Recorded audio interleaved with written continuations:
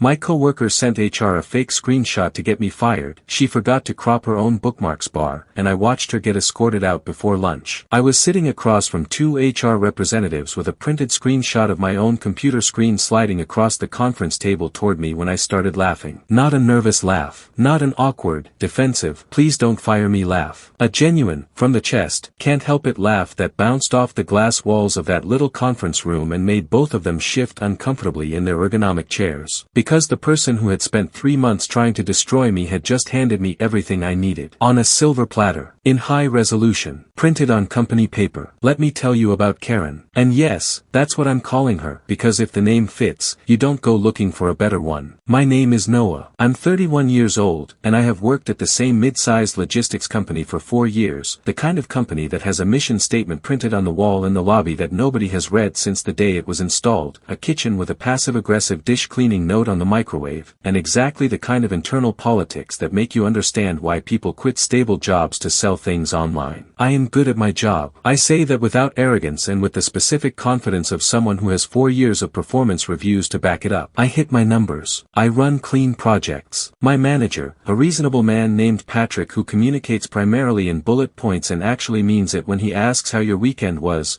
had told me 3 months ago, quietly, unofficially, in the way that managers float good news before it becomes paperwork, that I was the front runner for a senior coordinator position that was opening up in Q2. Senior coordinator. One step up. Better title, better pay, my own small team to manage. I had wanted this for 2 years. Karen had also wanted it for 2 years. Karen had been at the company for 6 years, which she treated less like a professional tenure and more like a deed of ownership. She sat 2 rows over from me in the open plan office, and in the year since we'd both clearly been identified as candidates for the same promotion, the atmosphere between us had curdled from professional indifference into something much colder and much more deliberate. She was 44, precise in the particular way of someone who has decided that sharpness is a personality, and she had a habit of CCing management on emails in ways that were technically unnecessary but strategically very intentional. She was not my friend. That was fine. I did not need her to be my friend. What I did not anticipate was the lengths she was willing to go to in order to make sure she was the only horse left in the race. The campaign started subtly. Small things. A project update I'd sent to the team that she'd replied to with a 3-line clarification that subtly reframed my work as incomplete. A meeting where she'd interrupted me twice to add context that wasn't context, it was just her repeating what I'd said in a slightly louder voice. The kind of moves that are individually defensible and collectively a pattern, and the kind of pattern that is very difficult to report without sounding paranoid. I documented it. I'm not the kind of person who vents and moves on. I kept a running note on my personal laptop with dates and descriptions, because 4 years in corporate environments teaches you that if you ever need to defend yourself, you'd better have receipts. For 2 months, I documented and said nothing, because I genuinely believed the promotion would speak for itself. Then the anonymous email arrived in HR's inbox. They called me in on a Tuesday. That morning had been completely ordinary. I'd gotten in at 8:40, made coffee, sat down at my desk, and spent the first hour triaging my inbox and finishing a delivery tracking report that Patrick had needed by noon. I was mid-spreadsheet when Patrick appeared at my desk with an expression I had never seen on his face before and said, "Noah, HR needs you in conference room B. Now." The way he said, "now," told me this wasn't a formality. Conference room B is the one with frosted glass on the walls, the one they use when the conversation isn't meant to be visible to the rest of the office. I walked in and found 2 people from HR, Sandra, who I knew vaguely from onboarding, and a man named Greg I'd never spoken to directly, who had the specific energy of someone brought in to handle things that have escalated. They asked me to sit down. Sandra opened a manila folder. "Noah," she said, folding her hands on the table, "we've received a report from an anonymous source that raises some concerns about your productivity and your use of company resources during work hours." I felt my shoulders go rigid. Not from guilt, I had nothing to be guilty about, but from the particular shock of being accused of something when you know your record is clean. It's a violation, even when you're innocent. Maybe especially then. What kind of concerns? I said. Greg slid the printed screenshot across the table toward me. It was a photo of my computer screen. My actual monitor, captured remotely, showing my desktop at what appeared to be, according to the timestamp in the corner, 2:14 p.m. on a Thursday 2 weeks ago. The browser window was open, and there, clearly visible, was what appeared to be a Netflix interface. The report alleges, Sandra said carefully, that this is representative of your activity during work hours. That you've been streaming content rather than performing your job duties. I looked at the screenshot. I looked at it for about 3 seconds, and then I started laughing. Sandra's expression did something complicated. Greg's pen stopped moving. Mr. Noah, Sandra started. I'm sorry, I said, pressing my hand over my mouth. I'm sorry, give me a second. The thing is, I knew exactly what that screenshot was. I remembered that Thursday. I remembered it specifically because at 2:14 p.m., I had been demonstrating our company's new client-facing logistics portal to a junior colleague named Becca, who had just joined the team and needed to understand how we tracked regional delivery pipelines. The portal, our actual, proprietary, company-built client portal, uses a dark interface with a progress bar design that, to someone who is either ignorant or deeply motivated to misread it, could theoretically be squinted at and called Netflix adjacent. But that wasn't the reason I was laughing. I was laughing because of what was sitting at the very top of the screenshot, in a strip of real estate that the anonymous whistleblower had completely failed to account for. The browser's bookmarks bar. Whoever had taken this screenshot had done it using a remote desktop viewing tool. They'd accessed my screen remotely, captured the image, and sent it to HR, clean plan. Untraceable sender. Anonymous email address. The whole thing would have been genuinely difficult to dispute on its own, because you can't prove a negative and HR, faced with a screenshot, has to investigate. Except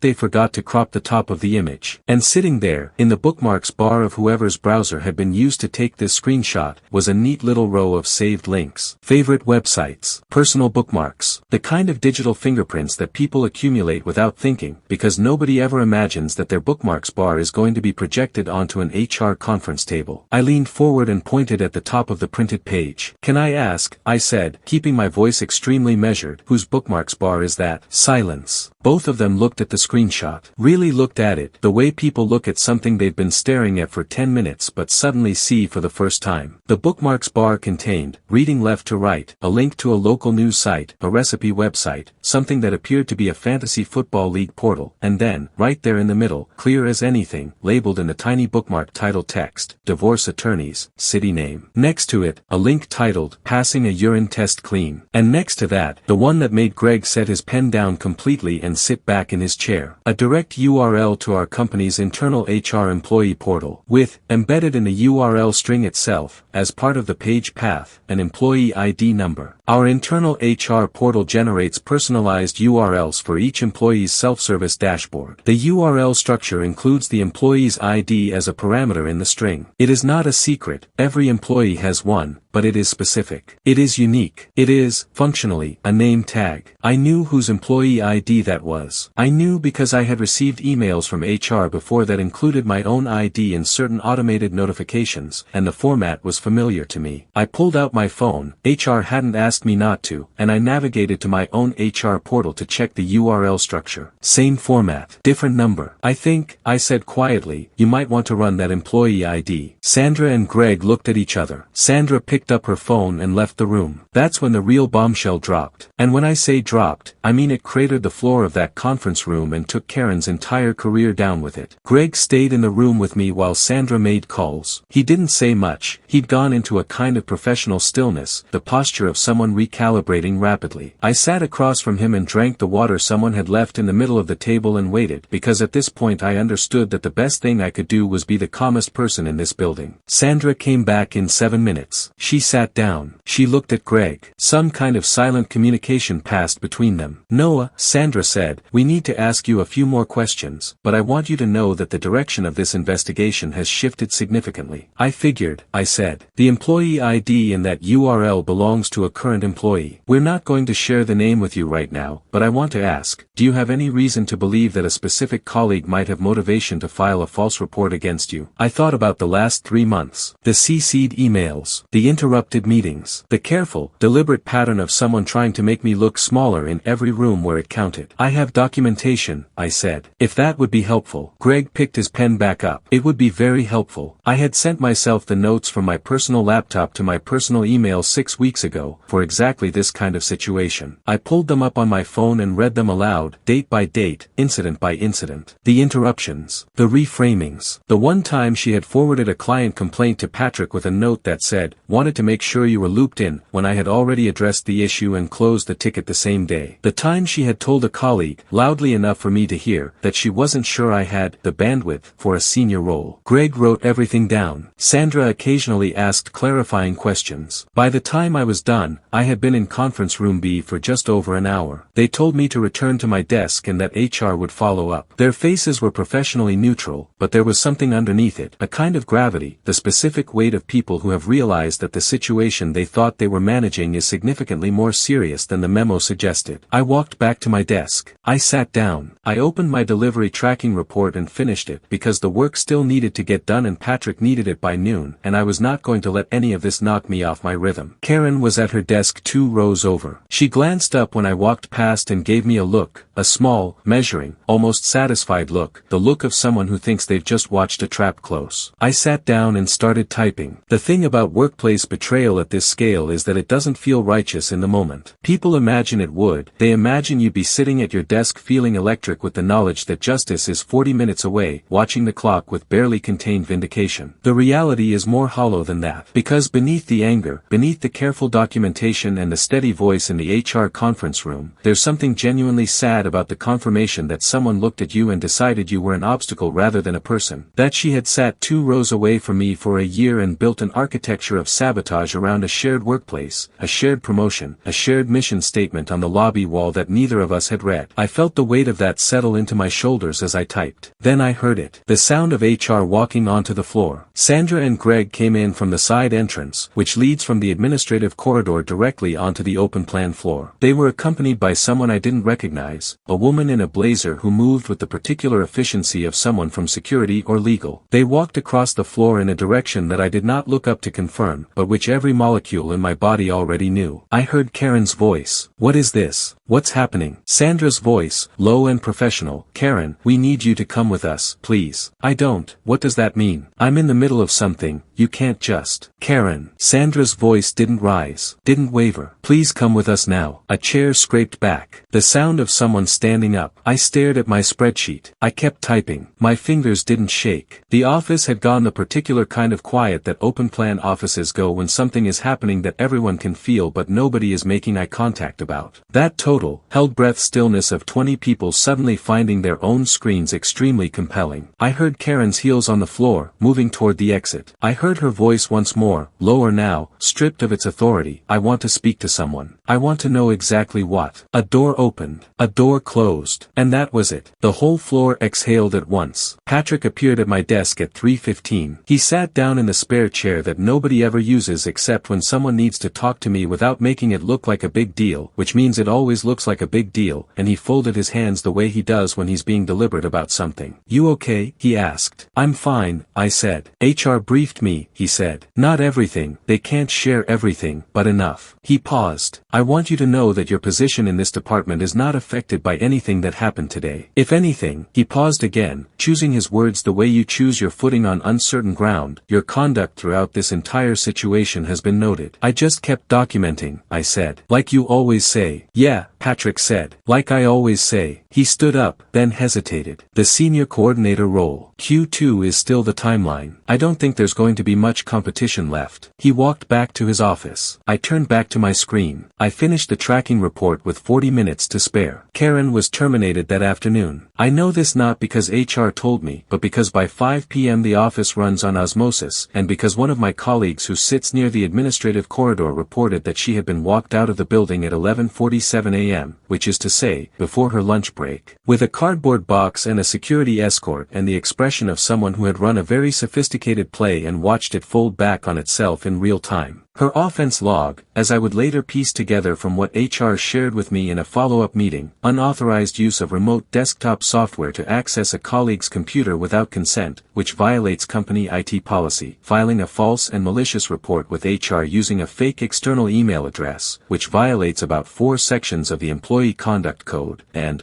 almost as a footnote, the bookmarks. Specifically the one about passing a drug test, which, combined with the HR portal link and the nature of the report, was enough to justify a full review that Karen was apparently not going to enjoy. The promotion was officially offered to me in writing 17 days later. I printed the offer letter. I keep it in a folder in my desk. Not because I need to look at it, just because I documented it, like I always do. So here's where I land, 4 weeks out from the day a printed screenshot slid across a conference table and became the best thing that ever happened to my career. Karen spent 6 years at that company. She spent 3 months building a case against me. She used unauthorized software, a fake email, a manufactured accusation, and the calculated assumption that I would have no way to fight back. She had planned it carefully. She had executed it almost perfectly. And she forgot to crop the top of the photo. 1 inch, maybe less. The bookmarks bar of a browser is maybe 3/4 of an inch tall on a standard monitor. That's what it cost her. So I'll ask you this, and I want you to sit with it. Is there any part of this story where I should feel bad? Any corner of this where I am supposed to extend some kind of sympathy or grace to a woman who tried to end my career with a lie and lost her own in the process? Or did she build the trap, label it with her own employee ID, and walk into it herself? You tell me.